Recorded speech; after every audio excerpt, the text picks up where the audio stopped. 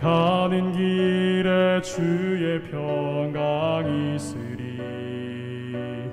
평강의 왕 함께 가시니 너의 걸음걸음 주 인도하시리. 주의 강한 손 널 이끄시리. 너의 가는 길에 주의 축복이 있으리. 영광의 주 함께 가시니 내가 밟는 모든 땅 주님 다스리리. 너는 주의 길 예비케 되리.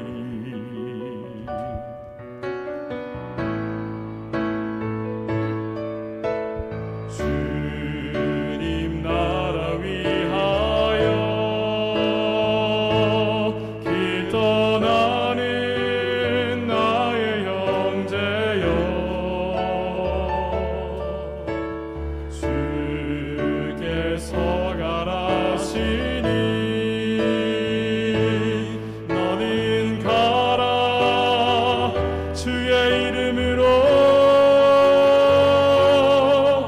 거칠은 광야 위에 꽃은 피어나고 세상은 내 안에서 주님의 영광 보리라.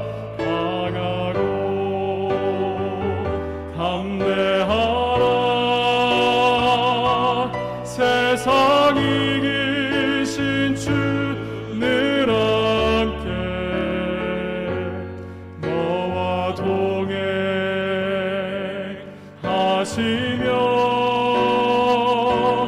내게 새 힘을 주시리.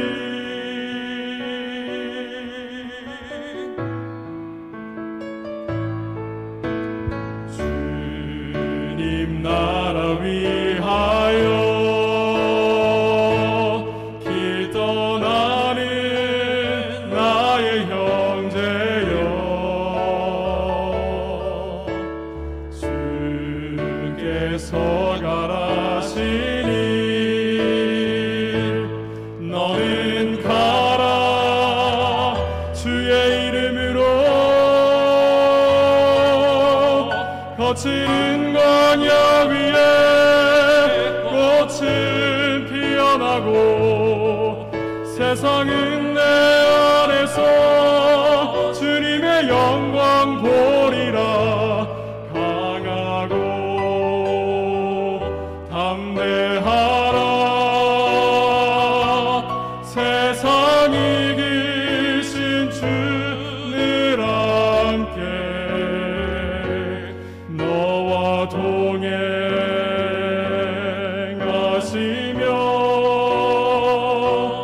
내게 새 힘을 주시리. 내게 새 힘을 주시리.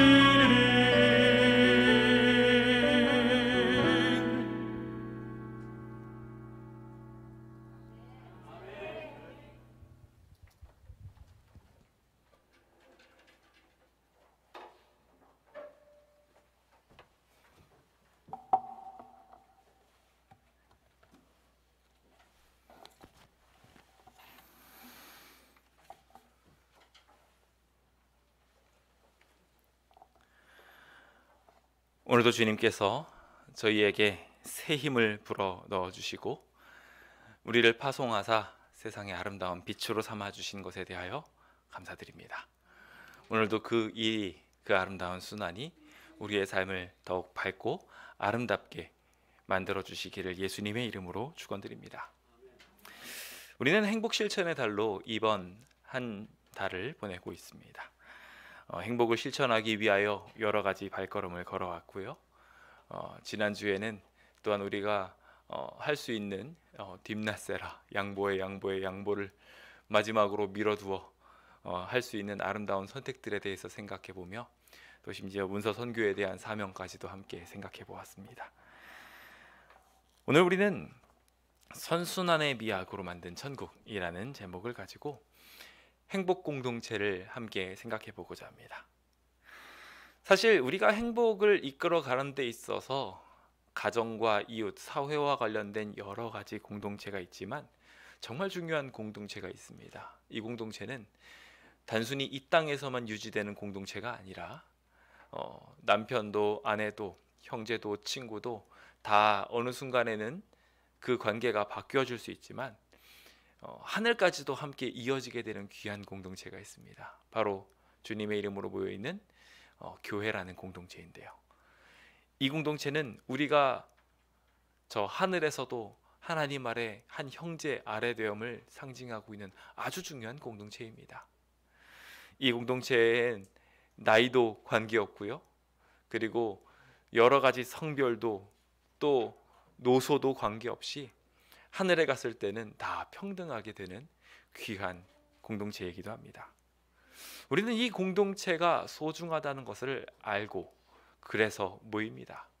주님께서는 모이기를 패하는 모든 자들에 대하여 분명하게 나무라시면서 함께 모이는 일에 힘쓰라고 권면하고 계십니다. 그런데 이 공동체 과연 건강한지요? 우리가 교회 생활 잘한다 라는 표현을 하면 보통 어떻게들 이해하십니까? 교회 열심히 출석하면 교회 생활 잘하는 건가요? 헌금 잘 드리면, 물론 다 잘하시는 것처럼 보이는 외형적 모습 중에 하나입니다. 이것도 분명히 게을리해서는 안 되는 부분이지요. 그런데 말입니다, 정말 교회 생활이 즐거운지에 대해서 판가름할 문제는 이런 것들로 드러나는 것만은 아닌 것 같습니다. 우리가 물론 기쁘기 때문에 열심히 교회에 나오고 기쁜 마음으로 헌물을 하기도 합니다만 그 이상의 어떠한 것이 필요한 것이 분명합니다. 오늘은 그것을 함께 살펴보기 위하여 교회 생활을 진짜 행복하게 만들어줄 만한 한 가지 비밀을 함께 나누어 보고자 합니다. 말씀으로도 또 헌금을 드리는 것으로도 채워질 수 없는 어떠한 즐거움, 그 즐거움이 오늘 이 자리에 계신 모든 분들과 함께 있게 되기를 예수님의 이름으로 축원드립니다. 먼저 마태복음 20장 28절에 있는 말씀 함께 읽겠습니다. 읽어볼까요? 시작. 인자가 온 것은 섬김을 받으려 함이 아니라 도리어 섬기려 하고 자기 목숨을 많은 사람의 대속물로 주려 함이니라. 요즘 기부 문화가 굉장히 더 이슈가 되는 것 같습니다. 곳곳에 기부 행렬이 잇따르고 있는데요. 젊은 기업인인 김범수 카카오 의장이 자신의 재산이 10조라고 밝힌 것도 놀라운 일인데 그 10조의 절반인 5조를 5억도 아닙니다. 5조를 기부하겠다고 밝혔습니다. 놀랍지 않습니까? 뿐만 아닙니다. 여기 배달의 민족의 창업자도 마찬가지로 재산의 절반을 마찬가지로 하나님한테, 아니 이웃들한테 바치겠다고. 제가 하나님한테 바치는 게 너무 좋은가 봅니다. 그래서 더기빙 플래지라고 해가지고 세계 억만장자 기부 클럽이 있는데 그 사람들이 이렇게 각각 이제 기부하는 행렬에 본인도 이렇게 포함되게 되는 그러한 모범의 사례들을 남겼습니다. 기부는 선순환의 미학이라고도 불리웁니다. 그래서 이웃의 삶을 어루만지는 선한 가마력이 또 다른 기부를 낳고 남에게 도움을 줄 때 생겨나게 되는 정신적인 만족감을 정신의학에서는 헬퍼스 하이라고 부르기도 합니다. 그래서 과거엔 재벌과 사회 지도층 간의 도덕 책무인 노블리스 오블리주로 그냥 표현되었던 것이 이제는 기부라는 차원으로 발전되어져 가면서 많은 이들에게 환원되어지고 더 가치 있는 삶을 실현할 수 있는 그러한 디딤돌이 되어가고 있습니다. 중세의 유명한 랍비였던 마이모니데스라는 사람은 기부를 얼마나 많이 하느냐가 중요한 게 아니라 얼마나 자주 하느냐가 더 중요하다라고까지 말했다고 합니다. 기부라는 것은 일회적 행위가 아닌 생활 습관으로 만들어져야 한다는 귀한 교훈이기도 합니다. 서양에서는 자녀가 어릴 때부터 적은 금액이라도 기부하는 것이 습관으로 자리 잡을 수 있도록 아이들을 많이 도와주고 있다고 합니다. 우리 한국 사회에서는 이러한 교육들이 조금 미진한 것 같아요. 우리 자녀들에게, 우리 또 손주들에게 이것들을 가르쳐 보면서 아주 작은 부분이라도 친절을 베풀고 밝은 웃음을 선사할 수 있는 그러한 귀한 주의 일꾼들 되어 가왔으면 좋겠습니다. 사실 기부해라고 이야기했을 때 가장 큰 기부를 하신 분이 있다면 누가 있을까 생각해 보면 우리 하나님이 아닌가라는 생각을 해보게 됩니다.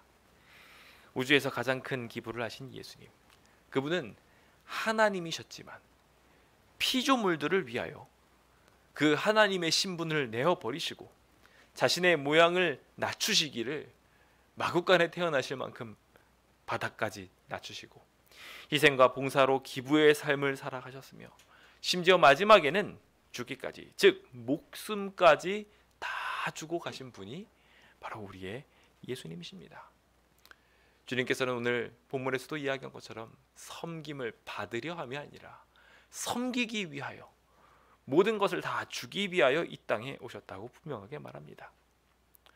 오늘 우리는 교회에 모여 있습니다. 그리고 그 교회는 그리스도인 공동체, 즉 그리스도를 쫓아가는 사람들입니다. 이 하늘 공동체가 가져야 할 기본적인 특성 중에 하나는 바로 이러한 베푸는 것과 나누는 것이 아닌가 생각해 보게 됩니다. 행복은 이렇게 나눔을 통하여 우리에게 주어집니다.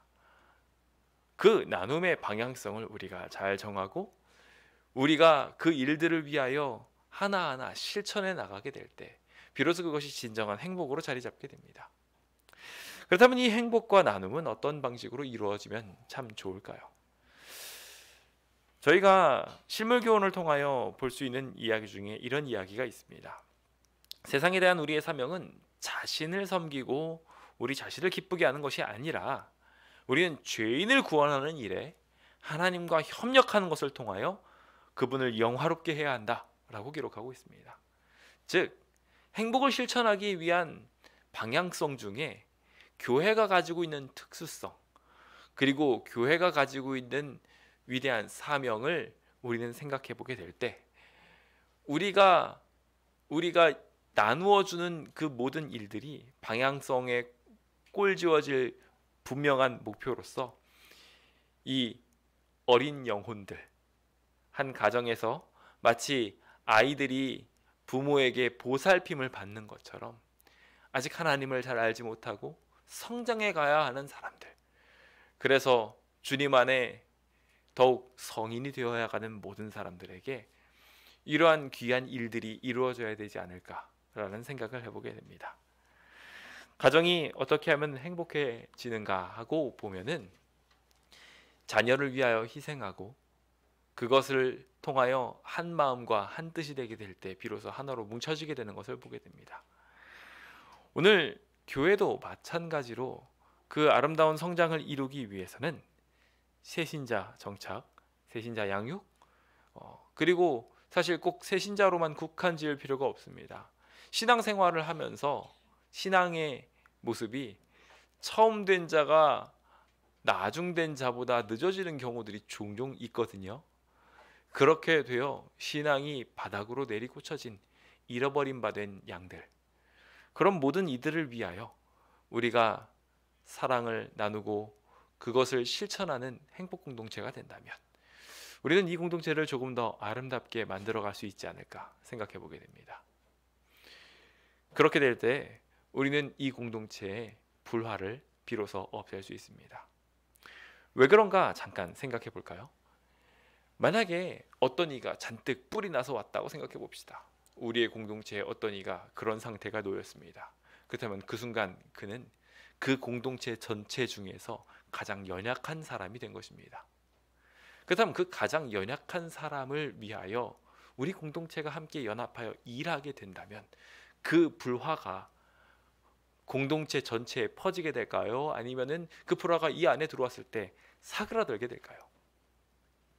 더 나아가서 그 불화가 만약에 사그러드는 일이 일어나게 된다면 힘들고 어려운 일이 있을 때마다 이 공동체로 오는 것이 즐거울까요?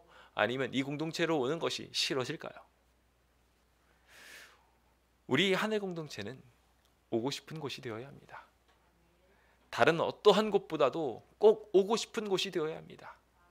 하나님이 계시기에 우리의 모든 빚진 마음들이 이 앞에서는 다 탕감받는 그 위대한 회복을 경험하게 되고, 또 우리가 빚을 준 사람들, 우리가 돈을 빌려준 자들, 마음을 빌려준 자들, 어떠한 행위들을 빌려준 자들에게도 마찬가지로 우리가 마음껏 탕감해 줄 수 있는 귀한 공동체이기 때문에 이 공동체가 잘만 가꾸어지게 된다면, 혹 가정에서 불화가 생긴다 할지라도, 이웃과 사회에서 혹 실패를 경험했다 할지라도 이 공동체에 와서 행복을 지킬 수 있게 될 것입니다. 오늘 그 행복을 지키는 보루가 이 귀한 새신자 양육, 연약한 자들을 돌보는 이 습관들을 통하여 오늘 우리의 삶에 충만하게 이루어지게 되기를 예수님의 이름으로 축원드립니다. 저는 이 귀한 기적이 선순환의 미학을 통해서 이루어져야 한다라고 말씀을 드리고 싶습니다. 선순환이 무엇일까요? 선순환이라는 것은 먼저 주는 겁니다. 그러면 그것이 자연스럽게 순환으로 반복되어져 가는 것들을 말합니다. 오늘 우리에게 주님께서는 선순환으로 귀하신 사랑을 부어 주셨습니다. 그 사랑을 우리가 잘 받게 되면 그 받는 것들로 인하여 다른 이들에게 행복을 전해줄 수 있는 선순환 자가 됩니다. 물이 흘러내려오려면 위에서부터 흐르는 일들이 필요하고, 그 흐르는 일들이 반복되어지는 과정 속에서 흐르는 일들이 위에서 밑으로 밀어내고, 밀어냄을 당한 이가 다시 또 다른 일을 밀어내는 것들을 통하여 계속해서 반복되어지는 것을 보게 됩니다. 즉, 오늘 우리가 진정 행복을 만들어가는 일들이 이루어지려면 순환을 일으킬 수 있는 순환의 그 선순환 매개체, 즉 먼저 주는 것, 내가 대접받고 싶은 대로 행하는 것, 그러한 것들이 자연스럽게 천국을 만들어가는 큰 비결이 된다 생각되어집니다. 오늘 그 비결을 생각을 하며 우리가 어떻게 하면 이 연약한 사람들, 그리고 특별히 새신자에 해당하는 사람들을 보살필 수 있을지 함께 생각해 보고자 합니다. 오늘 이 말씀을 들으면서 좀 성령의 단비를 느끼라고 빗소리가 오는 것처럼 들리시죠? 네, 뭐 이럴 수 있습니다. 그렇죠? 네, 우리 저쪽은 저쪽에서 알아서 해결할 것이니 우리는 주님의 말씀에 집중합시다. 자, 그럼 첫 번째로 우리가 함께 살펴보아야 할 선순환의 기부 특징은 바로 선순환의 기부자가 되어야 한다라는 것입니다. 제가 앞서 말씀드린 것과 마찬가지로 약한 믿음을 향해서 그들을 향해 나눠주는 일이 먼저 이루어져야 된다는 거예요. 물은 어느 방향으로 흐릅니까? 항상 낮은 방향으로 흘러갑니다. 누군가가 부족하고 연약하면 그 방향으로 채워주는 게 물의 성향입니다. 오늘 우리도 마찬가지로 이와 같이 행해야 합니다. 사도행전 2장 44절과 45절에 있는 말씀 함께 읽어보도록 하겠습니다. 함께 읽을까요? 시작. 믿는 사람이 다 함께 있어 모든 물건을 서로 통용하고 또 재산과 소유를 팔아 각 사람의 필요를 따라 나눠주며. 오늘 우리는 믿는 사람이 함께 있었을 때 귀한 모분을 배우게 됩니다. 초대교회 때 일어났던 아름다운 기적들, 그 기적들이 오늘 우리 안에 분명하게 있음을 또한 봅니다. 그들은 어떻게 행했냐면 재산과 소유를 팔아서 각 사람에게 필요에 따라서 나누어 주었습니다. 이것이 바로 선순환 기부자가 하는 귀한 역사였습니다. 오늘 우리 안에 그러한 기부적 생각, 내가 먼저 나누어 주겠다라는 계획들이 우리 안에 꼭 필요할 것 같습니다. 여기 야고보서 2장은 이렇게 우리한테 권면하죠. 잘 알고 계신 말씀이리라 생각합니다. 형제나 자매가 헐벗고 일용할 양식이 없습니다. 그런데 아무리 앞에서 아름다운 미사여구를 붙여가면서 평안히 하십시오, 덥게 하십시오, 배부르게 하십시오, 믿으십시오, 아무리 이야기해봤자 소용없다는 거예요. 당장 힘들어 죽겠는 사람이 있는데 그 사람에게 채움이 없이는 그들이 절대로 행복해질 수 없다는 것입니다. 그러므로 먼저 해야 될 중요한 것이 있다면 그 몸에 쓸 것을 주는 것입니다. 그것을 채워주는 일이 우리에게 먼저 이루어져야 될 이야기입니다. 요한일서 3장 17절을 보면 누가 이 세상의 재물을 가지고 형제의 궁핍함을 보고도 도와줄 마음을 닫아버리면 하나님의 사랑이 어찌 그 속에 거하겠느냐라고 말하고 있습니다. 즉 형제의 궁핍함을 본 상태에서도 우리의 공동체의 연약함을 본 뒤에도 그 사람을 도와줄 마음을 나 이 사람 도와주고 싶지 않아 하고 그냥 딱 마음을 닫아버리게 된다면 안타깝게도 그 안에는 하나님이 계시지 않고 하나님이 계시지 않은 공동체는 하늘 공동체라고 말할 수 없게 될 것입니다. 당연히 우리가 바라고 있는 행복과 즐거움도 그곳에 있기 어렵습니다. 그러므로 오늘 우리의 마음속에 분명한 목표를 가지고 우리의 마음을 더욱 연약한 자들을 채워주기 위한 보루로, 그리고 다른 이들을 도와줄 수 있는 그러한 큰 마음을 갖는 주님의 일꾼으로 우리가 변화될 필요가 있을 것 같습니다. 어떤 서적에서는 새신자가 교회의 매력을 느끼는 요소들에 대하여 다음과 같이 정리했다고 합니다.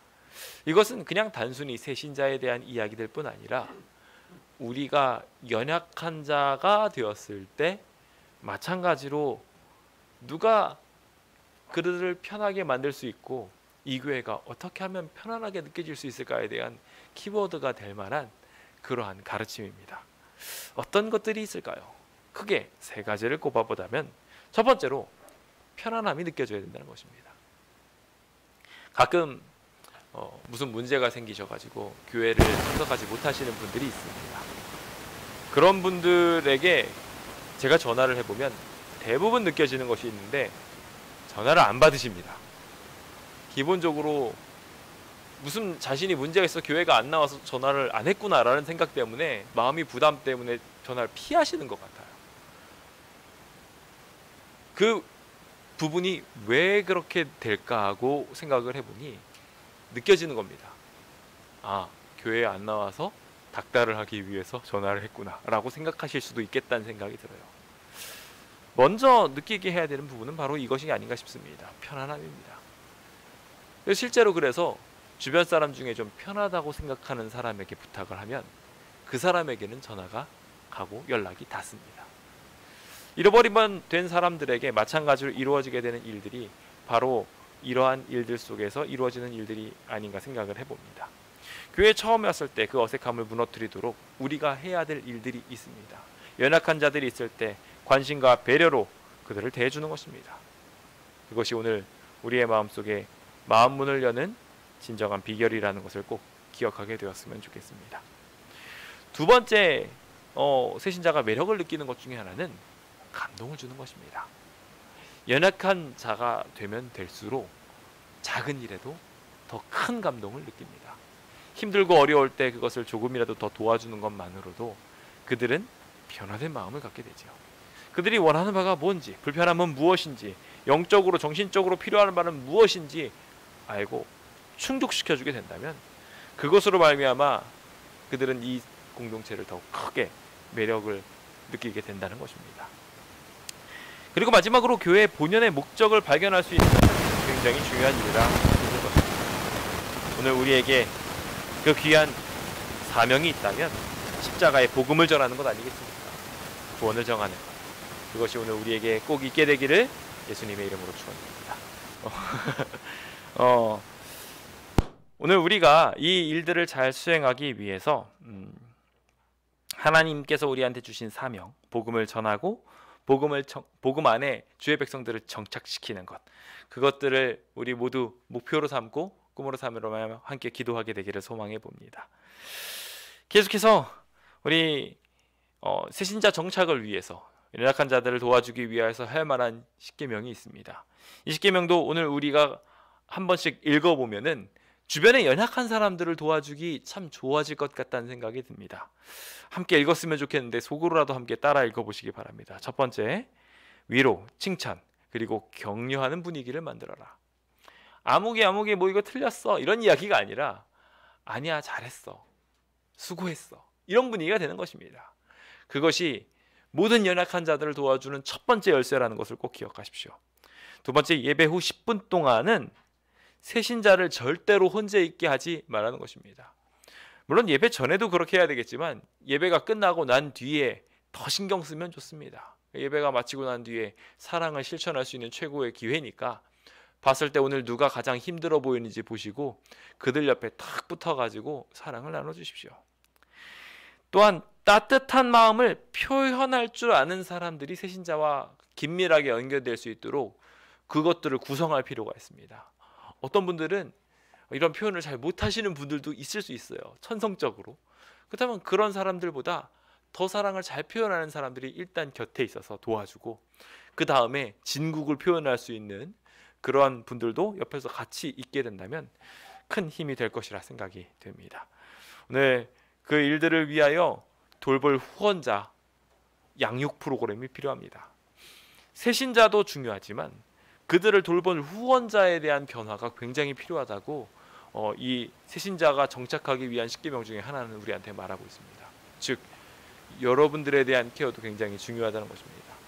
어린이를 잘 보살피려면 어린이 교사를 잘 키워야 된다는 이야기가 있는 것과 마찬가지로 오늘 우리가 이와 같은 돌볼 사람들, 그래서 교인들을 잘 세워서 그들을 잘 소개시켜주고 1대1로 짝 지어주고 그리고 또 새로운 친구들을 계속 3명씩 소개하는 것들을 통해 가지고 매일마다 그 지경을 넓혀갈 수 있도록 만들며 교회에서 하고 있는 모든 일들에 대하여 자랑하고 홍보하고 자부심을 갖는, 그리고 환영의 공간이자 또한 정착의 사역이 이루어지는 공간으로 이 모든 것들을 만드는 것이 오늘 우리의 삶에 꼭 필요하지 않나 생각합니다.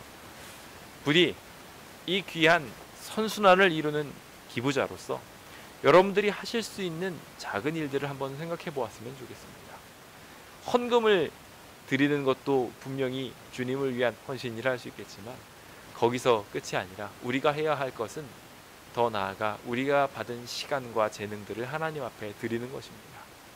그것들을 통하여 주변 사람들한테 더욱 큰 사랑과 희망이 될 수 있도록 우리 함께 노력해 보게 되기를 예수님의 이름으로 축원드립니다.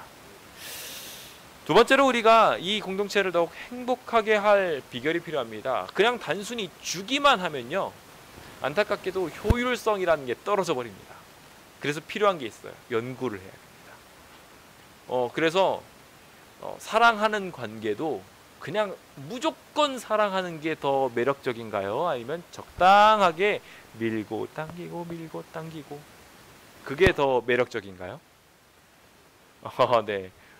여기서 당기고는 내 이익을 위하여 당긴다는 이야기 절대 아닙니다. 하지만 무차별적으로 부어주게 됐을 때의 매력보다 오히려 적절하게 텐션을 유지해가면서 그 사람의 관계를 더욱 잘 만들어갈 수 있는 그러한 선을 지켜가는 과정도 굉장히 사랑을 만드는 데 큰 힘이 됩니다. 즉 아는 만큼 더 아름다운 사랑을 할 수 있다는 것입니다. 연약한 자들의 믿음을 살펴 그들을 분석해 보십시오. 그래서 그들에게 정말 필요한 부분을 싹 긁어주는 겁니다. 다른 곳들 벅벅벅 긁으면 피나고 아프기만 합니다. 정말 가려운 곳을 탁 긁어줄 수 있도록 우리가 명철한 분석가가 될 필요가 있는 것이죠. 우리가 그것을 알지 못한 채 형제에게 죄를 지어버린다면 그것만큼 슬픈 일이 있을까요? 고린도전서 8장 12절은 이렇게 말합니다. 함께 읽을까요? 시작. 이같이 너희가 형제에게 죄를 지어 그 약한 양심을 상하게 하는 것이 곧 그리스도에게 죄를 지는 것이니라. 여기 고린도전서는 우리에게 분명하게 말하면서 내가 모본을 보여주고 사랑을 실천하고 이런 것들을 통하여 분명하게 그들에게 좋은 영향력을 끼쳐야 되는데 그렇게 하지 않고 그 영향력을 반감시키거나 잘 알지 못하여 그들에게 잘못된 방향성을 보여주거나 또 그것을 통하여 도와주게 될 때 오히려 그 사람의 약한 양심을 상하게 한다고 말하고 있어요. 그것이 음식 문제가 될 수도 있고요, 건강 문제가 될 수 있고 예배에 대한 태도에 대한 문제일 수도 있습니다. 그런 모든 것들이 우리가 적절한 연구와 준비가 되어지지 않게 된다면 도리어 신앙인들의 마음을 상하게 할 수 있고 연약한 자들의 마음을 상하게 하는 것을 통하여 안타깝게도 교회를 떠나게 하는 그러한 일들이 생겨날 수도 있다는 것입니다. 요즘 많은 인식의 변화들이 생겨나고 있는데요. 그 인식의 변화 중에 하나는 예전에는 이제 교회에 와가지고 아이들이 막 뛰어다니면 막 버럭버럭하는 무서운 분들이 꼭 계셨습니다. 요즘엔 그런 것들이 조금 그래도 없어졌습니다. 저는 그게 예배 성결함을 지키기 위한 사랑 때문이라는 것을 분명하게 알고 있지만 동시에 방향성이 조금 이제는 잘 변화된 것이라고 생각됩니다. 왜냐하면 우리가 그들에게 나가 전해야 될 사랑들이 있는데 안타깝게도 사랑을 전하기 전에 교회에서 엄숙하게 예배를 드려야 된다는 선을 제시하면서 무겁게 그들에게 짐을 지워버린다면 어떻게 될까요? 우리가 제대로 연구하지 않으므로 그 약한 양심이 상해버립니다. 그래서 교회 왔을 때 도리어 상처를 받게 되고 고통받고 돌아가게 되는 경우들이 생겨나는 경우들이 있다는 거예요. 그렇다면 그들에게 어떻게 선순환할 수 있을까요? 어떻게 해서 그들의 약한 믿음이 무너지지 않을 수 있도록 그 양심을 상하지 않게 하고 죄를 벗어날 수 있게 잘 인도할 수 있을까요? 그 비결은 마태복음 7장 12절에 우리에게 이미 주어졌습니다. 남에게 대접을 받고자 하는 대로 너희도 남을 대접하라. 저 아이의 입장에서, 저 연약한 자의 입장에서 우리가 생각해서 그들에게 권면하는 것입니다. 그래서 새신자의 입장을 가지고 교회에 들어와 보는 거예요. 그래서 교회 출석을 했었을 때 새신자는 지금 어떤 느낌일까? 연약한 자가 왔어요. 교회에 오랜만에 온 이른 양이 있어요. 그는 어떤 마음으로 이 성전에 들어와서 쭈뼛쭈뼛하고 있을지에 생각해야 된다는 거예요. 그 입장으로 생각해 보면서 그들을 도와줘야 돼요. 그래서 어떨 때는 그 사람의 입장에서 그 사람이 좀 성향 자체가 각기마다 다 다를 수 있습니다. 그래서 어떤 사람은 막 환대해 주길 바라는 사람이 있고 어떤 사람은 날 좀 모르는 채 줬으면 좋겠다는 사람도 있고요. 그렇죠? 그런 것들을 잘 연구해서 그 사람의 입장에서 그 사람이 이 교회 안에서 느낄 수 있는 감정들, 그리고 여기서 예배를 참여할 때 어떻게 참여하고 말씀을 들을 때는 어떻게 들을지를 생각해 가면서 점검하고 연구하는 일들이 오늘 우리에게 필요한 것입니다. 그리고 그 일들이 다 지나가고 난 다음에는 그 연구한 것들을 정리해 보기도 해야 돼요. 요즘 제가 아이들을 키우면서 아이들이 공부하고 난 뒤에 그리고 그것들을 채워가는 과정들을 보면서 선행학습과 후행학습이 굉장히 중요하다는 것을 느끼게 됩니다. 그 선행 후행 학습이 영적으로 이쪽으로 오게 된다면 마찬가지로 이와 같은 모습들이 아닌가라는 생각을 해보게 됩니다. 그 영혼들을 살릴 수 있는 이런 선행과 후행 학습을 우리가 하게 될 때 이 공동체는 더욱 예민한 공동체, 다른 연약한 자들을 잘 도와줄 수 있는 데 기민한 공동체가 될 수 있다고 저는 생각합니다. 사실 새신자들이 교회를 떠나는 이유는 교인들의 무관심이나 혹은 예배나 설교가 너무 이질적이기 때문에 어렵거나 그렇기 때문에 그렇고 새신자 양육을 위한 교인들의 헌신이 전혀 없어서 관심이 없어요. 그러다 보니까 그냥 다 떠나가 버린 일들. 그리고 가장 큰 이유 중에 하나는 새신자가 친구가 없기 때문에 라고 이야기합니다. 교회에 와가지고 6명의 친한 친구만 있으면요 그 성도는 떠나지 않는다고 합니다. 그 6명이 구성되지 않아서 그 7명의 구성이 만들어지지 않아서 결국 떠나가게 되는 거예요. 그래서 저희는 소그룹이라는 구성을 두고 있고 그 소그룹이라는 구성을 통하여 그들을 더욱 깊이 있게 친교하라고 제안하고 있는 것입니다. 모든 성도가 더욱 사랑으로 연결되어야 되겠지만 특히나 친구가 되어져야 될 이러한 사람들이 있음을 기억하시고 그들 스스로가 친구가 우정을 쌓기 위하여 서로를 더 잘 알고 연구하고 그래서 그 사람들과 맞춰가는 것처럼 우리 교회 내에서도 그와 같은 연구와 희생, 더 나아가서 그들을 알아가는 것들을 통하여 도와줄 수 있는 그런 모든 모습들이 만들어지게 되기를 예수님의 이름으로 축원드립니다. 마지막으로 우리는 선순환 양육자가 되어야 된다는 것 함께 기억해 보면 좋겠습니다. 디모데전서 4장 6절입니다. 읽어볼까요? 시작. 내가 이것으로 형제를 깨우치면 그리스도 예수의 좋은 일꾼이 되어 믿음의 말씀과 내가 따르는 좋은 교훈으로 양육을 받으리라. 오늘 우리가 단순히 배우는 사람의 입장이 아니라는 것을 기억하게 되셨으면 좋겠습니다. 우리는 주님으로부터 분명한 사명을 받았습니다. 가서 모든 민족을 제자로 삼아서 그 제자로 삼은 사람답게 그들을 가르쳐서 지키게 하라고 말씀하셨어요. 즉 우리는 그냥 교회에서 받기 위해서, 말씀을 듣기 위해서만 온 것이 아니라 그 말씀을 주변 사람들과 나누고 그것을 통하여 그 주변 이들이 양육되어지는 것들을 보는 일들이 필요하다는 것입니다. 즉 약한 믿음을 키워서 살피는 일들이 오늘 우리에게 필요하다는 것이죠. 아이들이 성장해가는 모습을 보면 어떻습니까? 기분 좋지 않습니까? 제가 저희 장모님의 모습을 보고 있으면은 저희 아이들을 데려가 가지고요 막 먹이십니다. 그리고 나서 뭐의 뿌듯함을 느끼시는가 보면은 아이들이 고 장모님네 가 있었던 며칠 동안에 살이 통통하게 올라오면은 성공했다 생각하셔요. 아마 부모의 마음, 사랑하는 사람들의 마음이 다 그렇지 않을까 싶어요. 그렇게 아이가 잘 성장하고 그것을 통하여 튼튼해지면, 건강해지면 그것으로 기쁨을 삼습니다. 오늘 우리에게도 마찬가지로 약한 형제가 있을 때 그 약한 형제를 위하여 헌신하고 사랑함으로 그들이 양육되어져 튼튼한 사람들이 되어져가는 과정들을 볼 때 우리는 기쁨을 느끼게 될 거예요.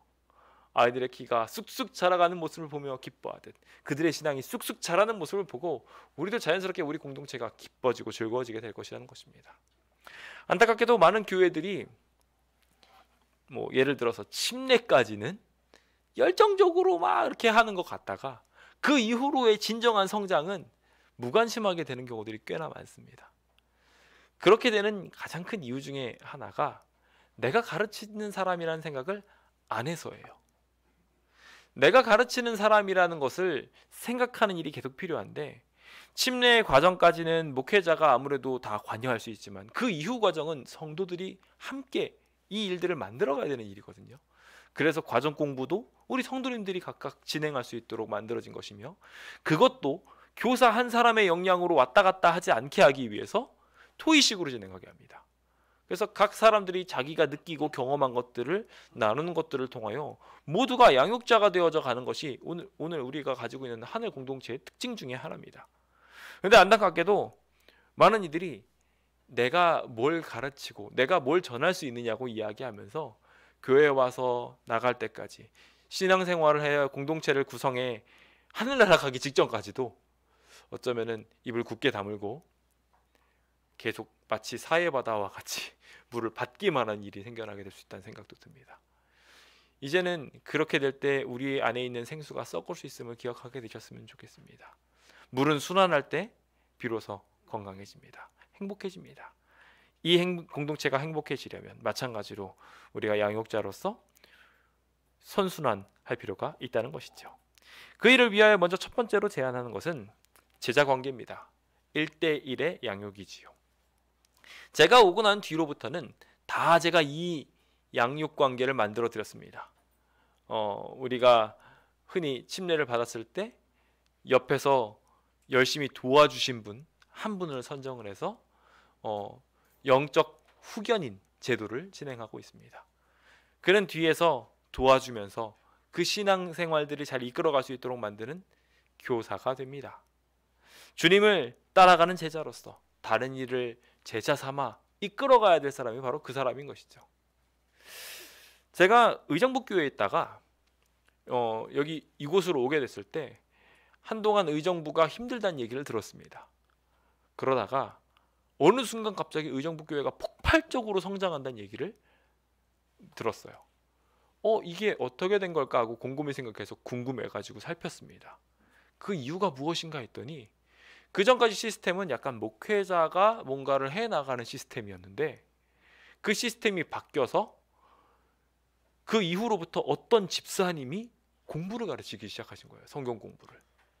양육을 하기 시작했고 그렇게 선교를 집사님이 하기 시작한 게 불씨가 돼서 의례껏 어떤 현상이 생겨나기 시작했냐면 한 집사님이 가르치고 나니까 평신도가 이것을 가르친다는 것을 보고서 자기도 시간이 지나고 나면 이렇게 가르쳐야 되는구나라고 생각해가지고 교회에 온 지 얼마 되지도 않은 분들이 다른 구도자를 데리고 와서 그 새신자가 또 새신자를 가르치는 거예요.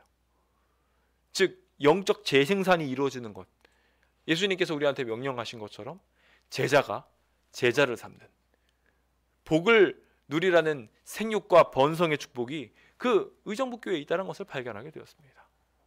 저도 나름 이곳에서 노력한다고 노력하는데 제가 모자라서 그런지 이 일들이 잘 이루어지지 않을 때가 있음을 보고 제가 모든 걸 다 해결하려고 애쓰고 있지는 않나 스스로를 자책하곤 합니다. 저는 저 혼자 다 하고 싶지 않습니다. 여러분들도 함께 해주셨으면 좋겠습니다. 함께 하는 데 있어서 어려움이 있다면 저한테 요청하시면 제가 그 모든 자료들을 드릴 수 있습니다. 함께 1:1 양육자로서 만들어져서 개인적 신앙 관계를 구축하시고 그들을 양육할 수 있는 영적 부모로 여러분들의 신분이 상승되게 되기를 예수님의 이름으로 축원드립니다. 그렇게 되면은 어떤 느낌이 드냐면 저 사람이 이제 내 영적 자녀야. 그리고 그 영적 자녀가 영적 손주를 낳았네? 영적 손주들이 많이 나왔구나 생각을 하면서 자연스럽게 뿌듯함을 느끼게 될 것입니다. 그 할머니의 심정까지 들어갈 수 있도록 여러분들 모두가 주님의 귀한 선순환 자가 되기를 예수님의 이름으로 축원드립니다. 그리고 이 1:1 관계는 어느 순간 깨질 수 있습니다. 어떤 사람의 신앙도 보증할 수 없기 때문에 왔다 갔다 할 수 있거든요. 그 왔다 갔다 하는 신앙을 붙잡을 수 있는 또 하나의 비결 중에 하나는 소그룹 양육입니다. 소그룹 전체가 관심을 갖고 모두를 살피게 되는 것이죠. 사도행전 2장에도 날마다 마음을 같이해서 성전에 모이기를 힘쓰고 집에서 떡을 떼며 순전한 마음으로 음식을 먹는 일들을 통해서 교제하는 모습들을 보입니다. 저희 소그룹이 그런 소그룹이 됐으면 좋겠습니다. 그래서 따뜻한 사랑이 있는 소그룹, 그래서 힘들고 어려울 때면 와서 그 그늘에서 쉬고 그리고 같이 음식과 또 사랑들을 나누면서 더욱 행복을 증진시켜가는 그 일들이 오늘 우리 교회 소그룹의 모양이 됐으면 좋겠습니다. 연약한 자들이 들어가서 쉴 수 있는 곳, 새신자들이 들어가면 나오고 싶지 않은 곳, 그러한 귀한 곳으로 우리 이 소그룹이 만들어지게 된다면 다른 어떤 곳보다도 행복한 최고의 하늘 공동체로 만들어질 수 있을 것이라 저는 생각합니다. 오늘 이 자리에 계신 모든 각 소그룹원들에게 그 위대한 목표가 생겨서 내 소그룹을 최고의 소그룹으로, 내 영혼을 최고의 영혼으로 만들어 보겠다고 한번 목표해 보시기를 예수님의 이름으로 축원드립니다. 저는 이제 말씀을 마무리 지으면서 우리가 교회 생활을 행복하게 하는 방법에 대하여 다시 한번 점검합니다. 교회 생활을 진정으로 행복하게 한다는 것은 보람이 있어야 돼요. 즐거움과 쾌락에는 차이가 있습니다. 쾌락은 잠깐 즐겁고 끝이에요. 아무것도 남지 않습니다. 근데 즐거움은요, 무언가가 남습니다. 오늘 우리는 교회 생활을 하면서 아무것도 남지 않은 일을 하고 있다면 교회 생활을 하면서도 쾌락에 취해 있다고 생각할 수 있을 것입니다. 우리는 분명히 무언가를 남겨야 합니다. 그 남기는 일은 진정한 행복으로 연결될 것입니다. 그 남기는 일을 위하여 우리의 마음을 연약한 영혼들에게 투자해보지 않으시겠습니까? 그 영혼들이 이 교회에 남아있는 것, 그래서 그것이 세상이 다 멸망할지라도 하늘로 연결되는 것을 보면서 진정한 보람으로 삼게 된다면 오늘 우리는 그 착한 일에 대한 보상을 받게 될 것입니다. 더욱 믿음의 가족들에게 모든 착한 일을 할 수 있는 모든 일들을, 기회가 닿는 모든 일들을 하라고 한 갈라디아서 6장 10절의 말씀처럼 오늘 우리의 삶이 더욱 아름다운 기부자가 되고 더욱 아름다운 연구자가 되며 더욱 아름다운 양육자가 되어 주님의 목표에 따라 내 어린 양, 연약한 양들을 보살피라는 목표에 부합한 아름다운 신앙생활을 하게 되시길 간절히 바랍니다. 저는 그 생활이 여러분들의 행복을 분명히 책임질 거라고 생각합니다. 그 모습들을 여러분들의 삶에 잘 구성지어 가며 부디 2021년도 마지막까지도 이 행복 안에서 충만한 생활을 살게 되시길 예수님의 이름으로 축원드리면서 모든 말씀을 마치겠습니다. 감사합니다.